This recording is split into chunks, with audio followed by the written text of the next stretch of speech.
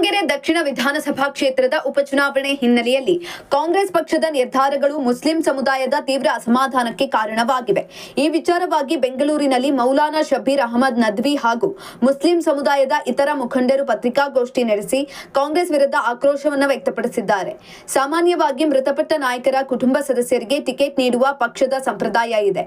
ಆದರೆ ದಾವಣಗೆರೆಯಲ್ಲಿ ಶಾಮನೂರು ಶಿವಶಂಕರಪ್ಪ ಅವರ ಮಗ ಮಲ್ಲಿಕಾರ್ಜುನ್ ಈಗಾಗಲೇ ಶಾಸಕ ಮತ್ತು ಸಚಿವರಾಗಿದ್ದು, ಸೊಸೆ ಪ್ರಭಾ ಮಲ್ಲಿಕಾರ್ಜುನ್ ಸಂಸದರಾಗಿದ್ದಾರೆ. ಈ ಹಿನ್ನೆಲೆಯಲ್ಲಿ ಮುಂದಿನ ಬಾರಿ ಮುಸ್ಲಿಂ ಅಭ್ಯರ್ಥಿಗೆ ಟಿಕೆಟ್ ನೀಡುವುದಾಗಿ ಸಾರ್ವಜನಿಕವಾಗಿ ಹೇಳಲಾಗಿತ್ತು. ಸ್ಥಳೀಯ ದಾವಣಗೆರೆ ಜನ, ಕಾಂಗ್ರೆಸ್ ಕಾರ್ಯಕರ್ತರು ಮತ್ತು ರಾಜ್ಯದ ಮುಸ್ಲಿಂ ಧಾರ್ಮಿಕ ನಾಯಕರು ಕಾಂಗ್ರೆಸ್ ಹೈಕಮಾಂಡ್ಗೆ ಮನವಿ ಸಲ್ಲಿಸಿ ಈ ಬಾರಿ ಮುಸ್ಲಿಂ ಅಭ್ಯರ್ಥಿಗೆ ಟಿಕೆಟ್ ನೀಡುವಂತೆ ಒತ್ತಾಯವನ್ನ ಮಾಡಿದ್ರು.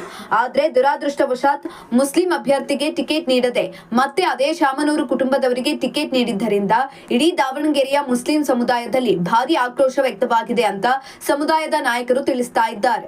ಕರ್ನಾಟಕದ 10 ಮುಸ್ಲಿಂ ಶಾಸಕರು ಮತ್ತು 4 ಎಂಎಲ್ಸಿಗಳು ಸಕ್ರಿಯವಾಗಿ ಚುನಾವಣಾ ಪ್ರಚಾರದಲ್ಲಿ ಭಾಗವಹಿಸಿದ್ರು. ಆದಾಗ್ಯೂ ಚುನಾವಣೆಯ ನಂತರ ಎಂಎಲ್ಸಿ ಅಬ್ದುಲ್ ಜಬ್ಬಾರ್ ರಾಜೀನಾಮೆ ಪಡೆದಿರುವುದು ಮತ್ತು ಮುಖ್ಯಮಂತ್ರಿ ಕಾರ್ಯದರ್ಶಿ ನಜೀರ್ ಅಹಮದ್ ಅವರನ್ನ ವಜಾ ಮಾಡಲಾಗಿದೆ. ಒಂದು ಕುಟುಂಬಕ್ಕಾಗಿ ಕಾಂಗ್ರೆಸ್ ಈ ನಿಲುವನ್ನ ತೆಗೆದುಕೊಂಡಿದೆ ಅಂತ ಮುಸ್ಲಿಂ ನಾಯಕರು ಪತ್ರಿಕಾಗೋಷ್ಠಿಯಲ್ಲಿ ತೀವ್ರ ಅಸಮಾಧಾನವನ್ನ ವ್ಯಕ್ತಪಡಿಸುತ್ತಿದ್ದಾರೆ.